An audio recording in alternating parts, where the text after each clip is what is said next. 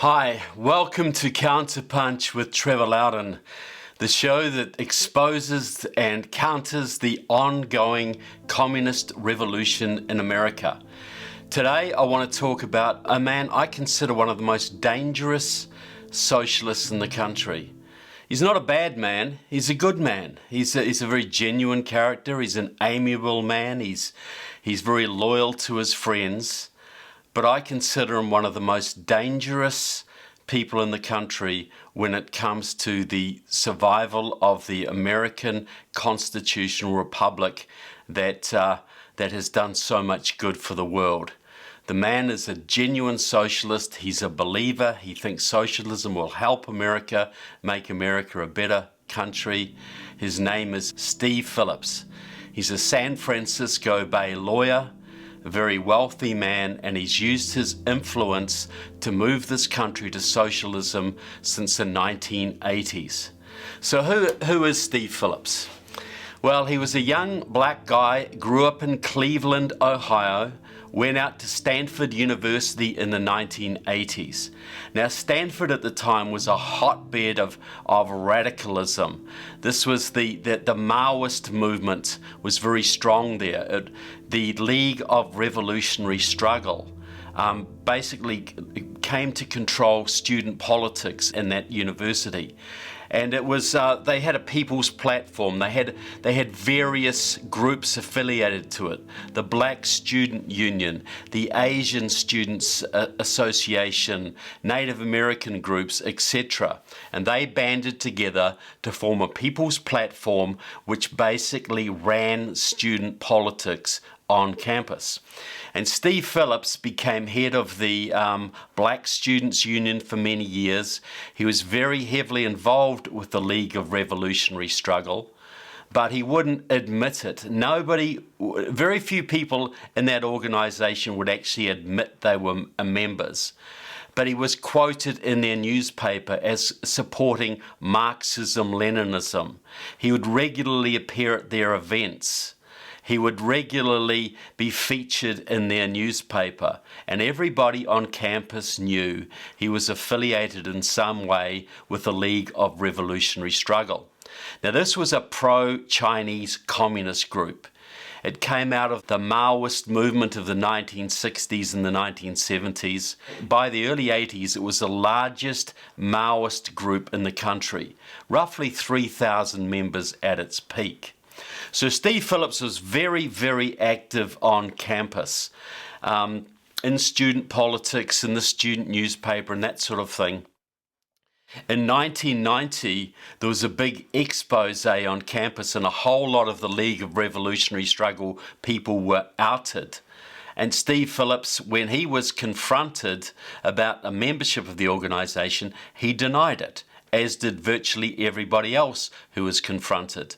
But when the League of Revolutionary Struggle split in 1990, and most of them, about 90% of the membership, moved into a new group called the Unity Organizing Committee, Steve Phillips was an open leader of that organization.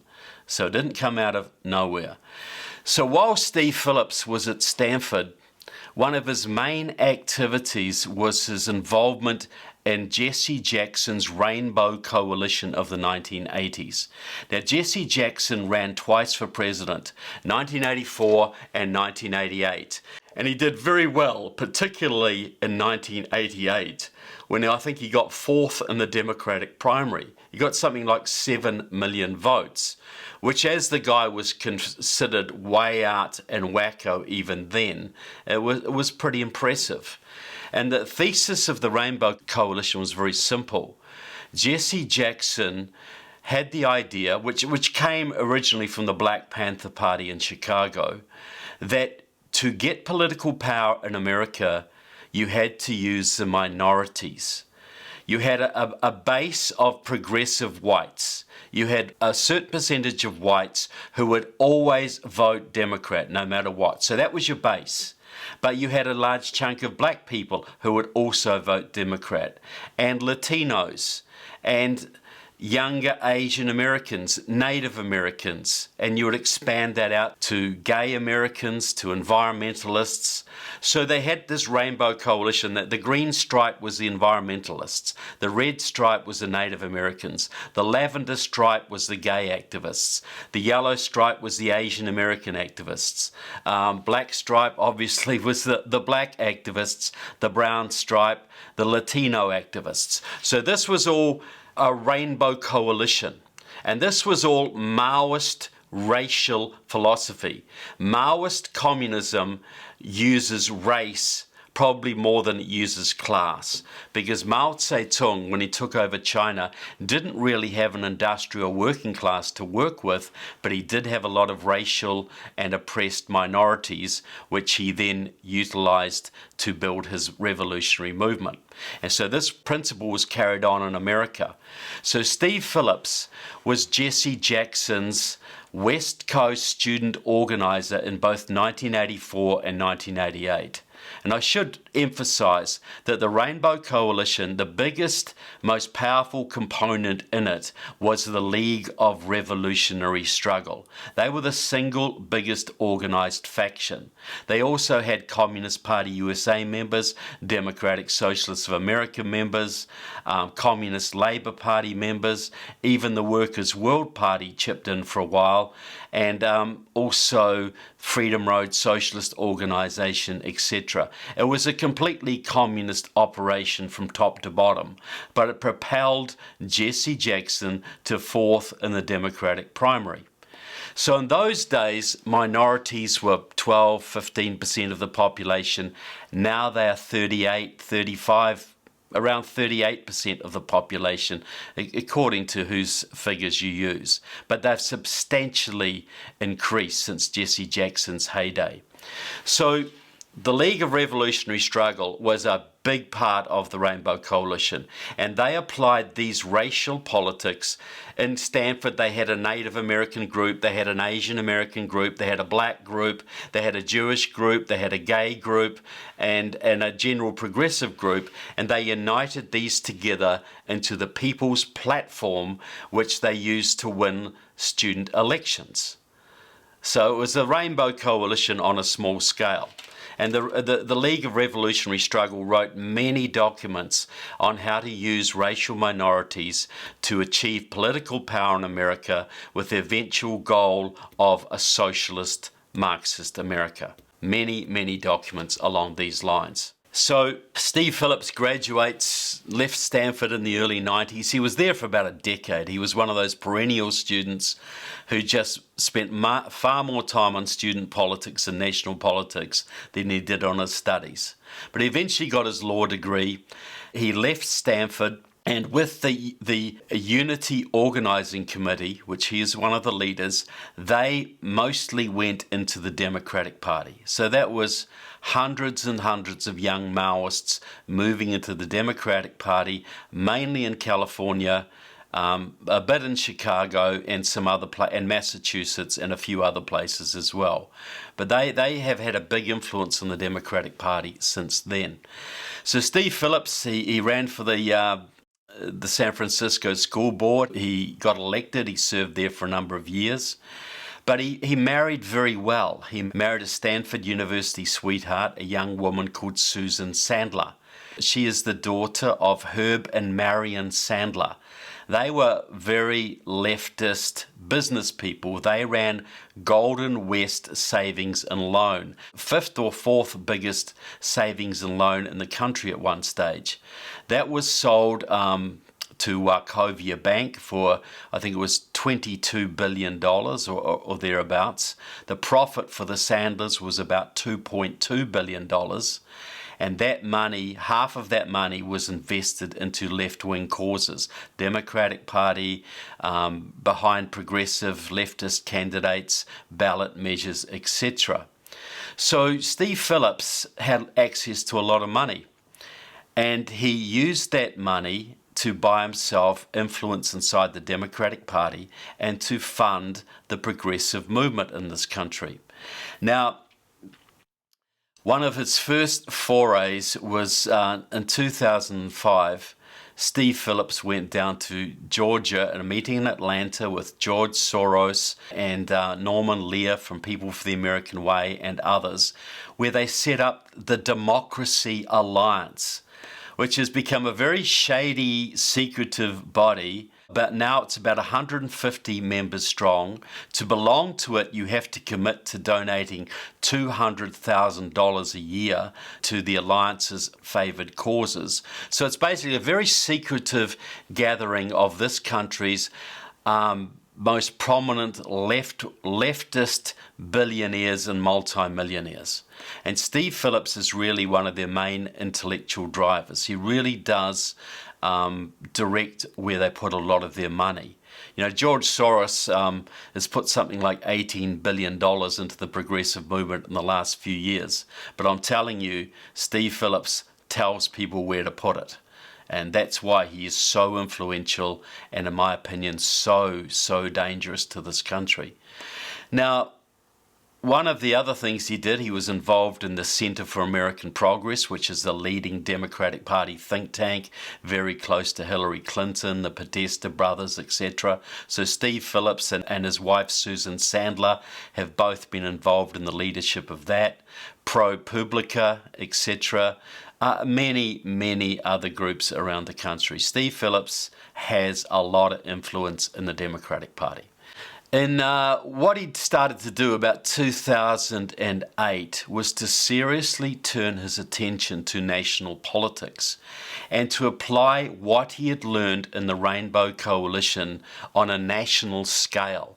That is, uniting the minorities and the progressive white core to build majorities that would flip states, flip districts, elect people who would implement socialism around the country.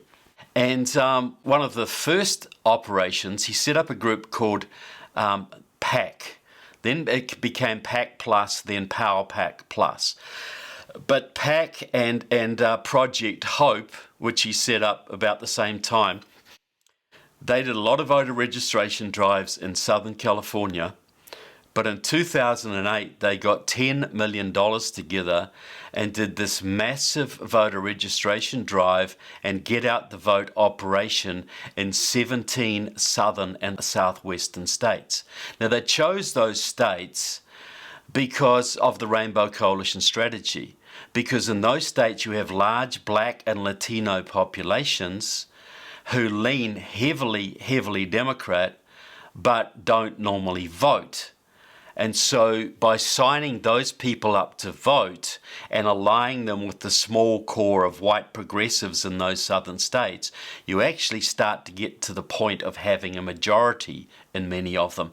And especially as there is more of a migration of blacks from the north back to the south, where the South Asian population is growing in places like Georgia, where the Latino population has expanded dramatically in recent years.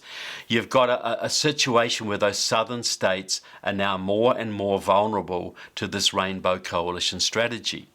So with this $10 million operation, Steve Phillips, in his own words, he claims credit for this, that operation is what got his friend Barack Obama ahead of Hillary Clinton in the 2008 Democratic primary, and of course Barack Obama went on to win the election.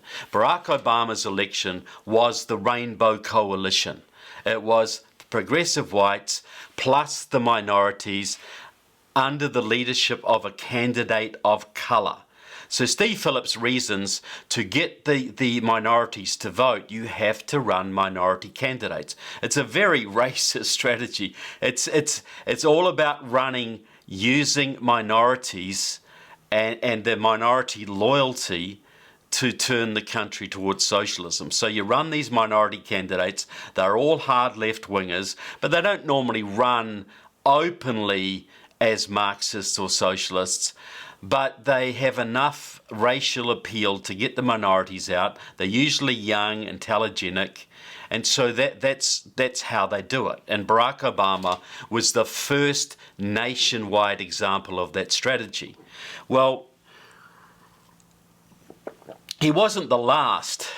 Steve Phillips had a very good friend at Stanford University, a young guy who was not quite as radical as him, but still very much on the left. This young guy became a Rhodes Scholar. And Steve Phillips got behind him, gave him a whole bunch of money, and in 2013 he got his comrade Cory Booker elected to the US Senate from New Jersey. And when he was appealing at the time for progressives to get behind Cory Booker, Steve Phillips wrote in his own personal blog, he talked about his own journey from the left, his own Marxism-Leninism, his thesis on the Black Panthers, his hardcore leftism. And he said, look, Cory Booker isn't Karl Marx. You know, he's not quite as openly leftist as Bernie Sanders, but he is one of us, and the left should support him. He was very open about that. And he supported Cory Booker all the way through until Cory Booker ran for the president in 2019, 2020. But Cory Booker failed. But that wasn't the end of the Phillips experiment. There were several other races where Steve Phillips had a big influence. 2018 was a big year for Stephen Phillips.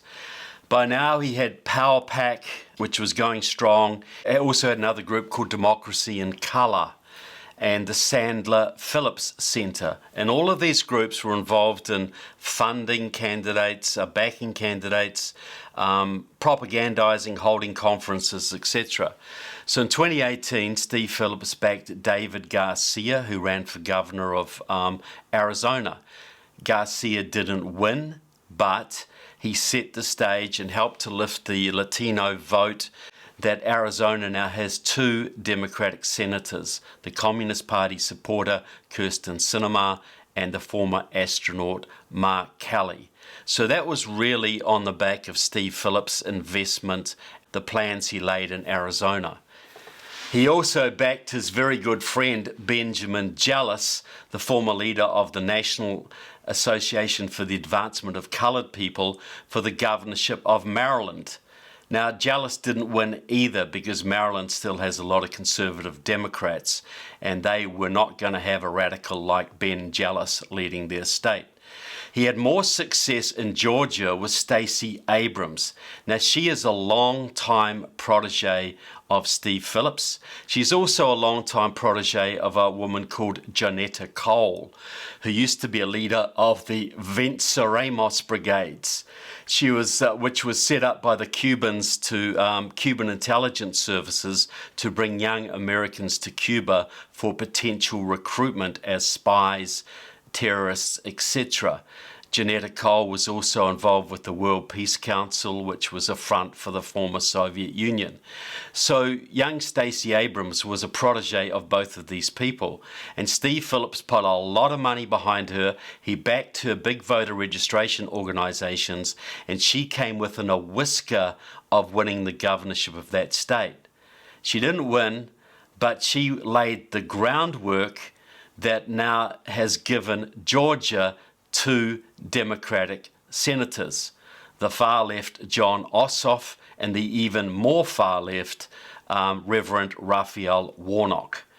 So the successes didn't come straight away, but the successes are now there.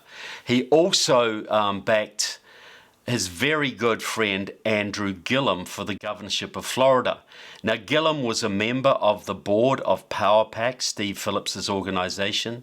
He trained at the Rockwood School, which is also has received money from Steve Phillips. That's a training school largely run by affiliates of Liberation Road, the pro-Chinese communist organization in this country. And so Andrew Gillum raised the Democrat vote 40% in that state by going into the Black, Latino, Puerto Rican communities and signing up large numbers of voters. And it was only because Donald Trump backed Ron DeSantis, who stuck it to Gillum and called him out for his socialism, that the Republican vote was lifted even higher, and Florida was spared a socialist governor. But Steve Phillips is still busy working away. One of his great successes and you'll see this woman on the national stage now, was of course Kamala Harris. Steve Phillips worked very closely with Maya Harris, Kamala's sister, at Stanford University. They were student radicals together. Steve Phillips knew the family very well, has worked with Kamala and Maya on many operations in California over the years. When Kamala stood for district attorney in San Francisco, Steve Phillips backed her.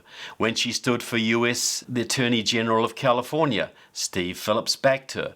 When she stood for U.S. Senator from California, Steve Phillips backed her. Power Pack gave a lot of money, a lot of guidance. I say she is Steve Phillips' protege. And now he is trying to engineer her to appointing friendly people into all sorts of positions in the White House.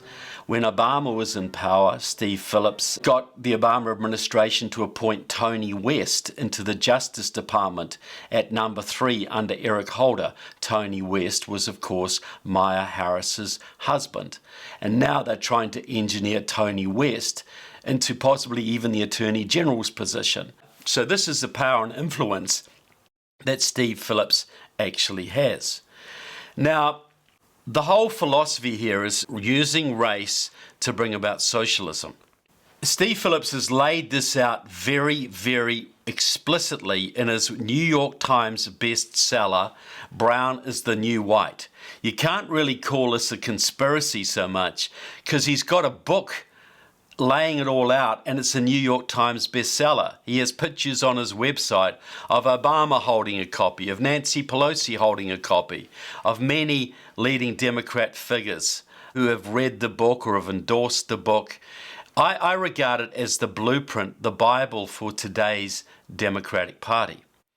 And so what his thesis is this. Steve Phillips laid it out. Brown is the new white. That America is rapidly browning. Minorities are becoming a majority. And the old Democratic strategy of, spending all your money on consultants and trying to entice 1 or 2% in the middle to who might lean Republican to flip to the Democrats, or the 1 or 2% independents in the middle who haven't made up their mind to get them to flip Democrat. To Steve Phillips, that's a very wasteful philosophy. Very, very wasteful. You spend all of that money on get out the vote efforts in the southern states, particularly the southern states, areas that have large numbers of blacks and Latinos, Native Americans, Asian American communities, Muslim American communities, who are natural, they're sitters for the Democratic Party because they've been told all their lives that the Republicans are racists. So they're for the Democrats, but they don't normally vote, they don't normally get involved. So spend your money in those communities and you will win. So Steve Phillips has been applying that philosophy. His argument is real simple. Democrats, you already have the majority in this country, you just don't know how to utilize it. He would say that right now there's about 25% of the community are progressives of color.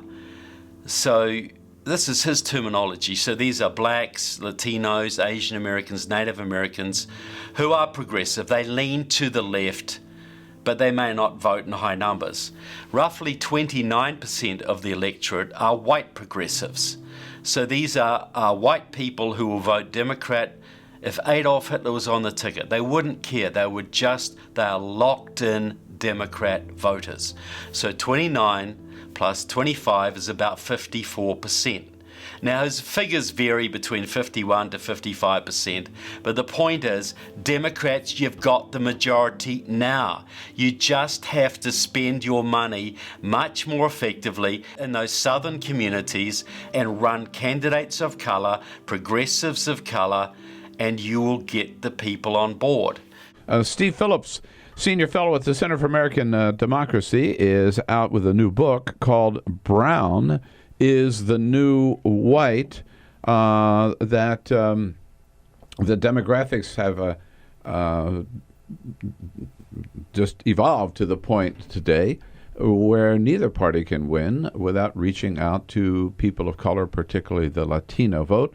And Steve joins us on our news line this morning. Hi, Steve. Good to have you with us.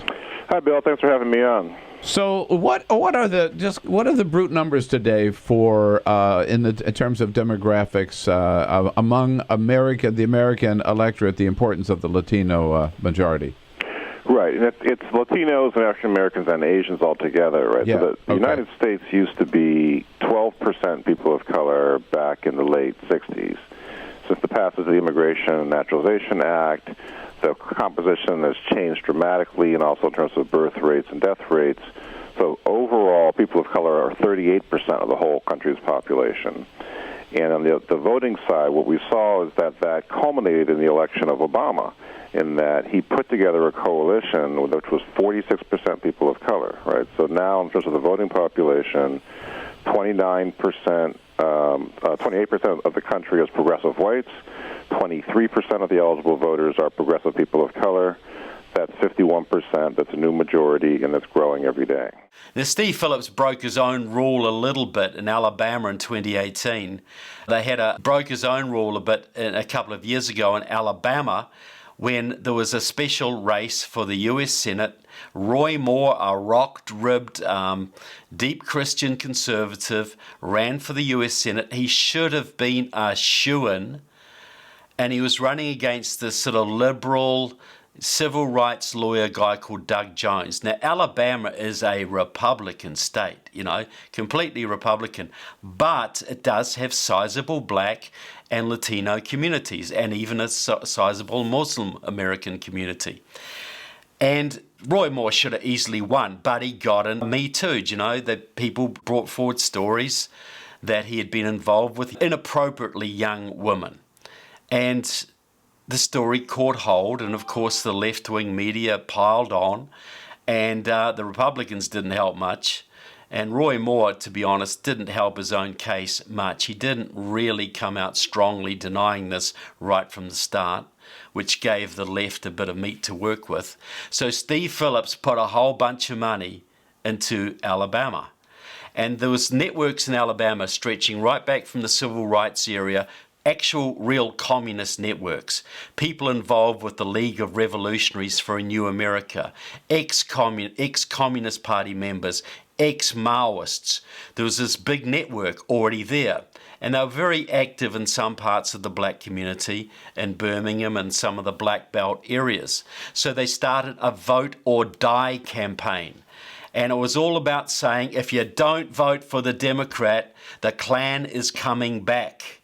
The Ku Klux Klan is going to come back. And so they beat Roy Moore by 20,000 votes. And they won that seat, which was a big deal, a very big deal.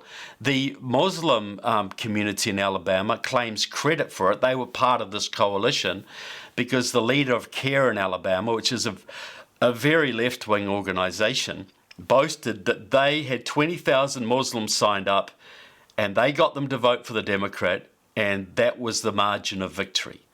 So this was a Steve Phillips operation, and he actually got an award from the Midwest Academy, which is the Democratic Socialist of America run school in Chicago for community organizers based on the theories of Saul Alinsky, and they gave Steve Phillips an award for the work he did in Alabama.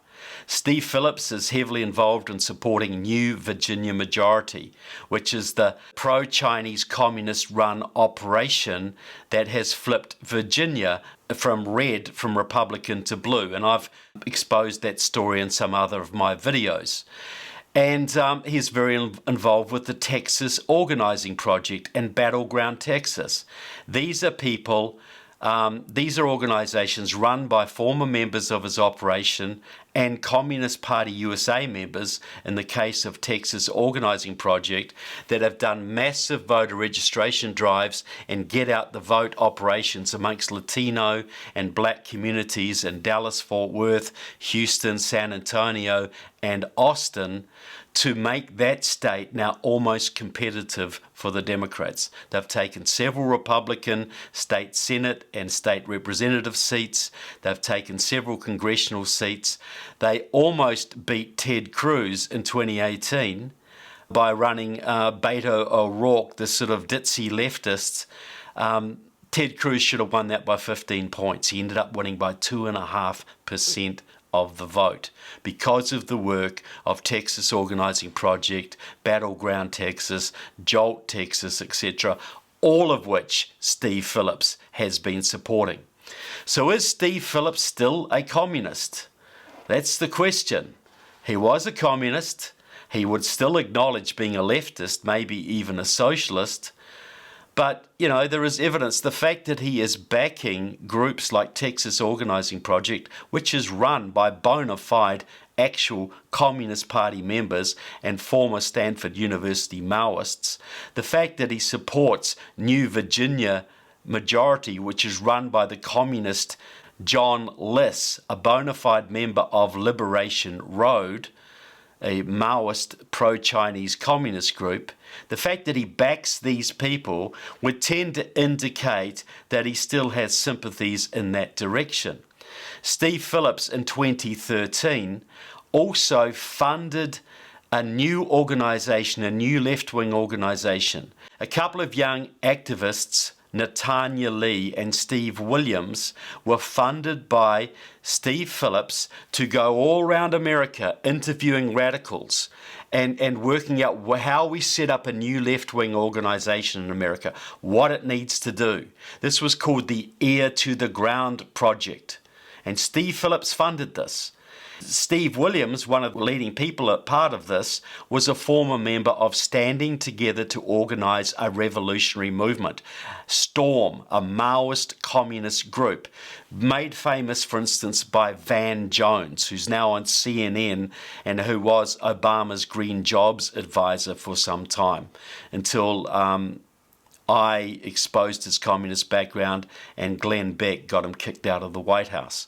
So Steve Phillips is funding this Ear to the Ground project.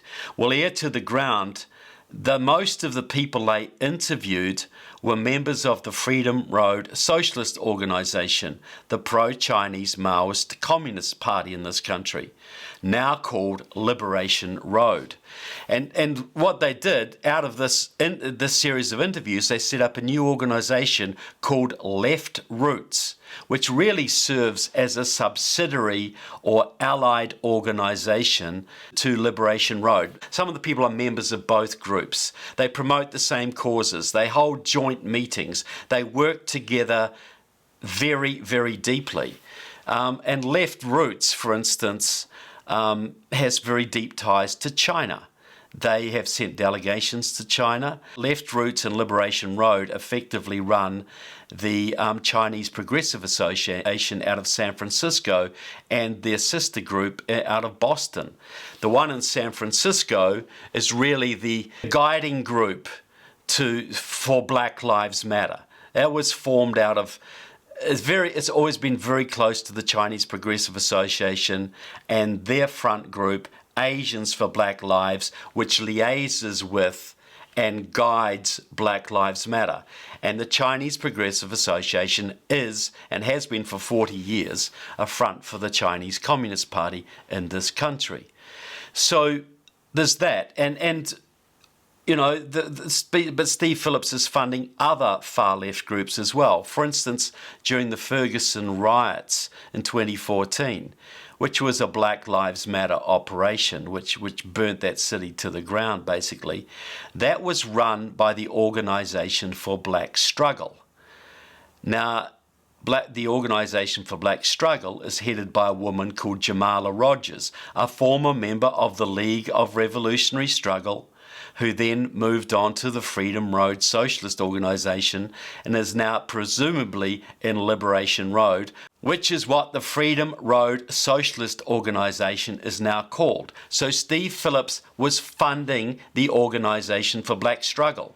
So this man who has got the ear of presidents, who's got the ability to put people in the top ranks of the Biden administration or the Obama administration, who is involved in some of the most prominent democratic organizations in the country, who is influential in the Democracy Alliance, which is one of the richest political organizations in the country, probably the richest political organization in the country, is still funding pro-Chinese communists.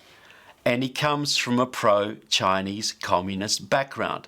So it doesn't take too much to put it together that maybe he still sympathizes with the Maoist communist cause.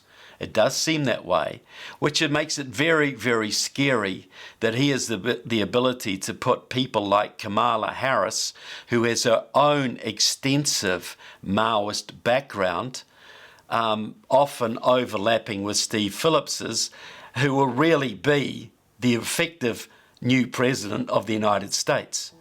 Everybody around the world knows that Joe Biden is just a figurehead. He will have very little authority in his own administration.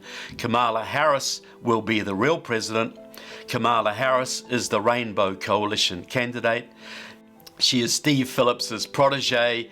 Her heritage comes from the Rainbow Coalition, the pro-Chinese communist tradition in this country. President Trump said a while back that if Joe Biden becomes president, he will sell this country to China. China will own America.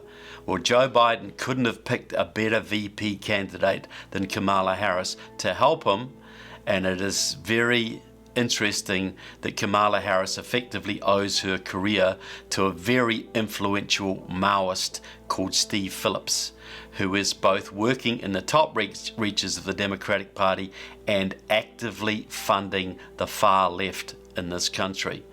So I hope you have a little more understanding now how deeply penetrated America is by people friendly to communist China, people who come from the pro-Chinese communist tradition, who've been working in the politics of this country, how they are able to use race to their advantage.